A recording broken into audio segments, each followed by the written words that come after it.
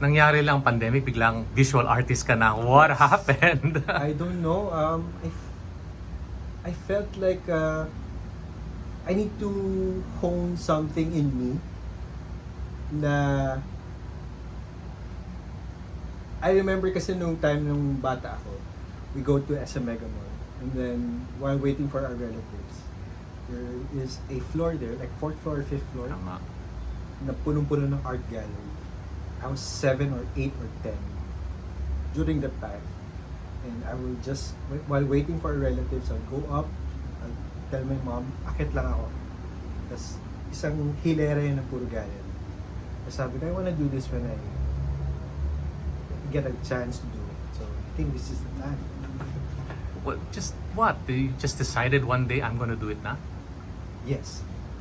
Okay, it always begins with one step. Anong unang hakbang ginawa mo?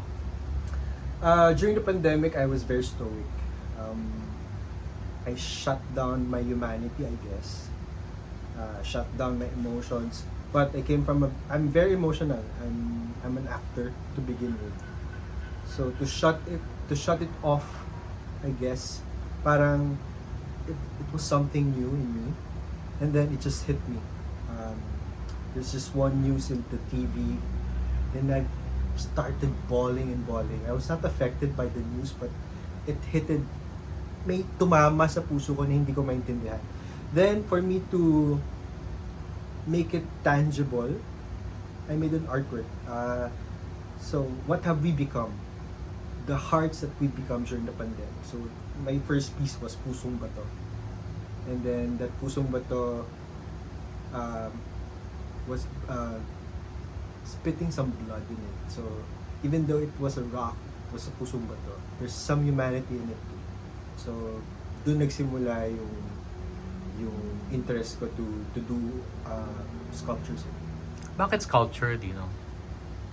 Hindi ko alam, Tito, parang I like doing things with my hands. I like seeing things in different perspectives, I guess. That's why my artwork are so three-dimensional.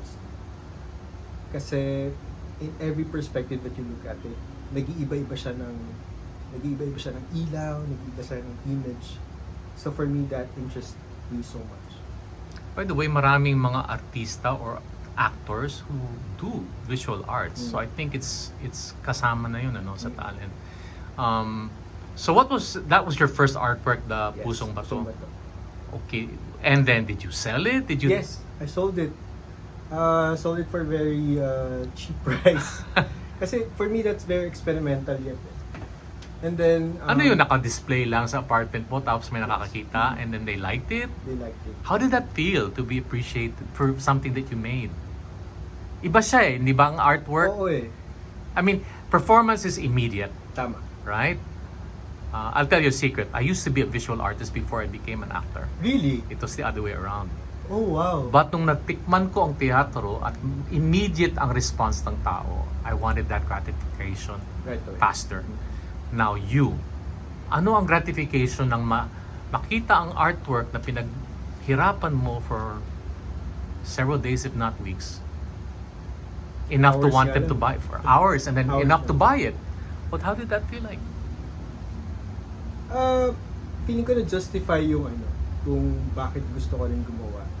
If people want to get it, for me that, kasi I cannot hoard everything. Parang my work needs to go out there and be seen.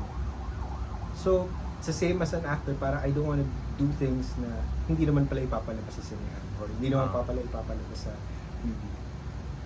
So, doon ako nanggaling na, okay, my work needs to be out there, to be shared, to be appreciated. So, might as well like sell it, di ba? Parang so people can have that. So let's talk about your pieces here in the room and let's begin with the one behind you. Yeah. Okay, what's that all about? So this is Chrysalis, Reburst Power. That's the title of the piece. I start my work with words. One of my triggers are words. So if I think I have ADHD or very light ADHD and dyslexia. with numbers and letters sometimes. So my triggers are really words. I play with words first, and then make it concrete, which is an artwork. I made this work because of the rebirth of power of the Marcoses, and for me, I need to make it tangible, I need to physicalize what I felt. Dun siya nanggagaling. I need to physicalize what I felt, the emotions that went through me. So ito siya. What does that stone represent? Parang you're in a white cast mountain. Yes. It's like I want it to be like a cancer growing from a political color. And if you look closely, there are tiny sculptures there. My homage to Toym Imao. I was in UP, and then I was very disturbed by this work that I saw in Palma Hall. It was an installation by Toym Imao, where there are like a hollow hollow spaces in the middle of the body. So, the title of that piece is Desaparecidos. So, these are the Desaparecidos. Microscopic na lang sila. So, don't remember them anymore. People don't remember them anymore. They became so little. Their lives became so little now. In the scheme of the 31 million, I guess. So this came after the elections. Yes. Okay. Tell me about this piece. That is my motivation for that is the kintsugi of Japan. Ah. So it's the mending the things that are broken. So after the pandemic, I started doing that kind of art, where I'm still mending the things that are broken in me and make it whole, even though if it's not like cohesive. The mending of it's not cohesive, but it's whole. We're trying to be whole at the time. So dun siya nanggaling. This one behind me. That is Puddles, the ripples of time. Wow. Puddles and the ripples of time. So I made that as an artwork for a director in GMA. Nung napansin ko yung space niya, sabi ko, wala kang body of water sa space niya. Parang I want to make you a body of water that can be shown in a wall. So the ripples of time represents age, growth, maturity. The stones represents every decade of his life. The new decade of his life is just splashed in. So bago to yung tumama lang. Ah. So it's the another 10th year of his life that's coming in. Oh, interesting. Okay. This wonderful gold piece. The title of that piece is Humming Through the Void. So I was very inspired by, I saw this documentary of Chukalski, Struggle, the Life and Struggle of Chukalski. It's available on Netflix. So I identified with that man for some weird reason when I saw that documentary. So I just want to physicalize the struggle that happened in me for the past year when I was not getting any auditions, and I took it too personal. So that's what happened. So anong hummingbird? So I felt like I was singing for no one. Oh. So I just need to like. Wait, can I just say, for those who don't know Sandino too much, this guy has an amazing voice. Can I just tell you that? We have to talk how you're gonna show that voice off. I know, You have but to I use need it. to know. I need to. I think some artists tend to close themselves sometimes and then open up again. You never considered a singing career? I wanted to, but never happened. Never happened. I don't know why. I felt like it's not really not for me. So a hummingbird flying out, para siya he's lassoed, he's tied down. And what's the gold about? It's the void. It's the things that are constricting him, making him like bonded into nothingness. So I think the bird is trying to escape that nothingness and sing again or fly again or be someone again. Black one. I was very fascinated by Renaissance art. So, for me, Renaissance art is one of the greatest art movement in art history, because of how artists became so liberated doing their art through the funds, through the rush of money coming in. And sometimes when we look at Renaissance art, we just look at the wholeness of it. Pero ito, para I just want to make like a magnifying glass into the tiny details, which are the pleats of the cloth. So, By the way, during the Renaissance period, the best kind of sculptures always had the depiction of cloth yes. and how well it's Yes. whether it's marble, ano man ang kanyang material. Kaya, So you did exceptionally well. I asked you earlier whether you put a cloth and then put cast over it. Pala, it's really hand. it's really handy. Meron akong reference cloth and then just do the reference of it sa canvas. Okay. And then the one beside it. Oh, that's for Pat Valera. Okay. What's the deal? So, ginawa ko yan sa kanya. Ang gusto niyang, ang pinapagawa niya sa akin that time ay puso. Actually, hindi pa niya nakikita. Sabi niya surprise daw. Baka dito niya pa makita sa video. Oo. Hmm. Pat, bili ka na. Hindi. Nung time na ginawa ko yan, ang gusto niya, puso. Sabi ko, hindi pang puso si Pat eh. Parang, I need to do something personal sa kanya. So, that's my artwork for him for doing Mula sa Buwan. Oh, okay. So, the title of the piece is The Strange Man from the Moon. Nice. So you can actually create works that are so personal, lalo na kung kilala mo yung Yes, that's why I like doing works with people who I commission know. works. Yeah. Fantastic. Kaya gusto ko na kakilala ko yung ginagawa ko. Kasi nag-start din ako as a gift for people that I love. I make them something. Hindi ko alam ba't di ako bumibili. Basta mas gusto ko yung gumagawa ako ng bagay for them. So, now that I asked people for commission. So, ang una ko mga tinatanong mga kaibigan. Would you ever consider this as a alternative, not necessarily to replace your acting because you'll always be an actor, no? Yes, I feel. If anything, madadagdagan pa if you become a singer. But would you consider the visual arts as another alternative career?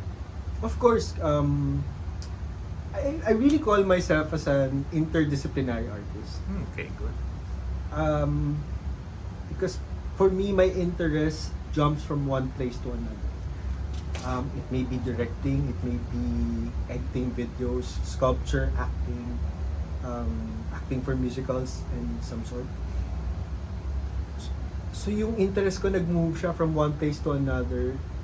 So this is just another reiteration of myself, I guess. This is not the final output of me. Because for me, we are always becoming and becoming and becoming.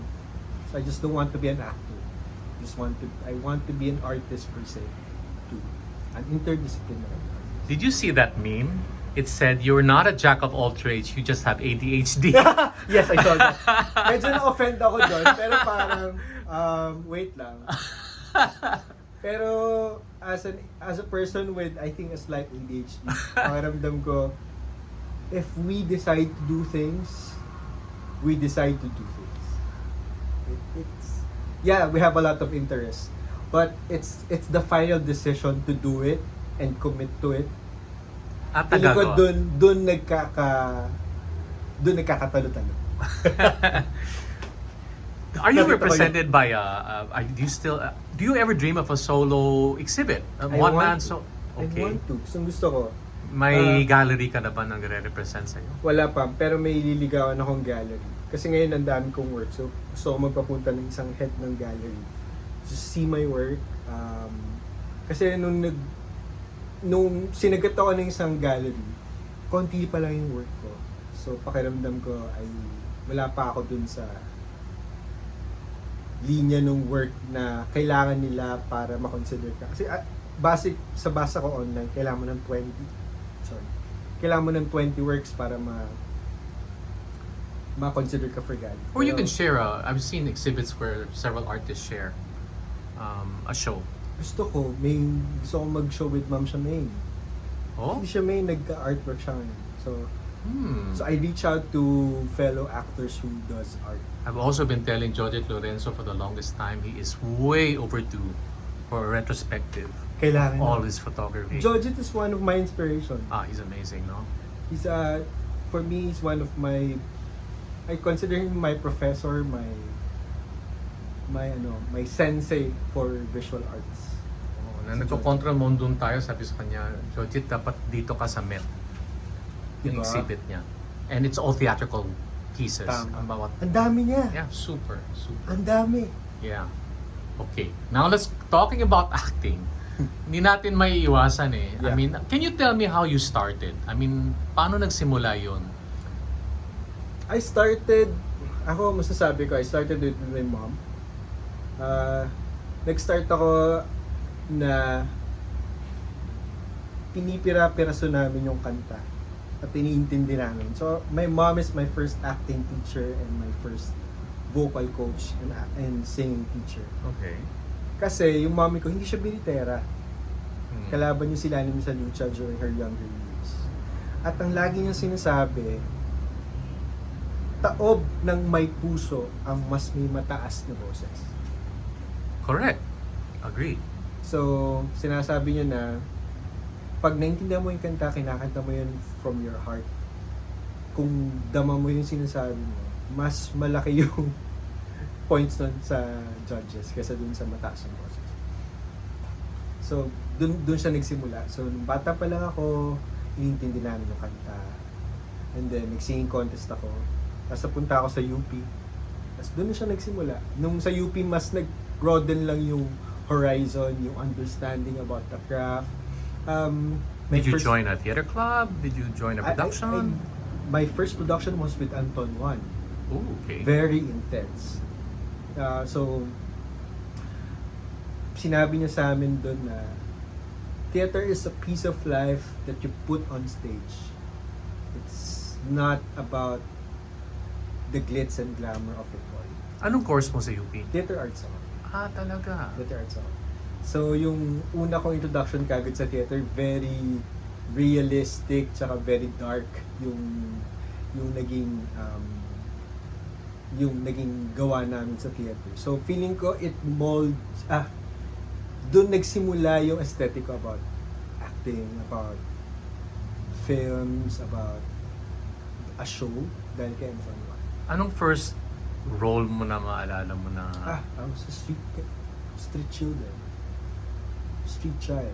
May role Please, ka? May push ano ka? May lines ka noon? May lines, may roles. So, How old were you? 16. Okay.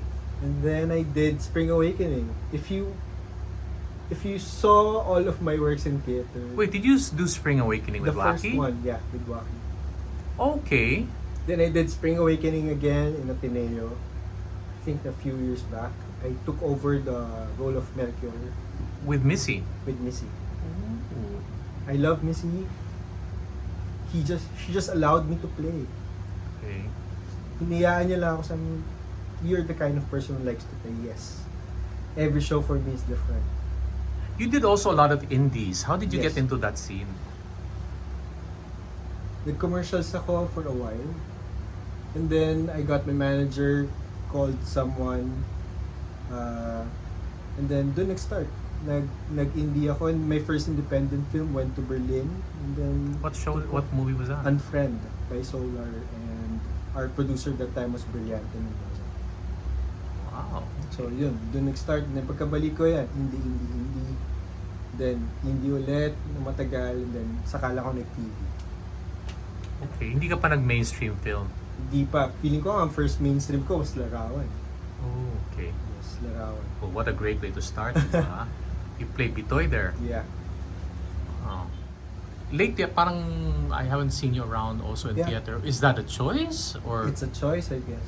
why don't you just jump in there? You know, people will get you. Siguro next year, I'm just giving myself a timeline. This year, I am focusing on my art. And then next year, I'll jump back in. Oh, kasi alam mo naman ang mundo natin, out of sight, out of mind ko minsan. Tama. And then when you're there, oh! He's there pala. Kala nga nila nasa Amerika ako. Sabi nila, kala nga namin nag-move sa States. Sabi ko, hindi. Hermit lang ako. Okay.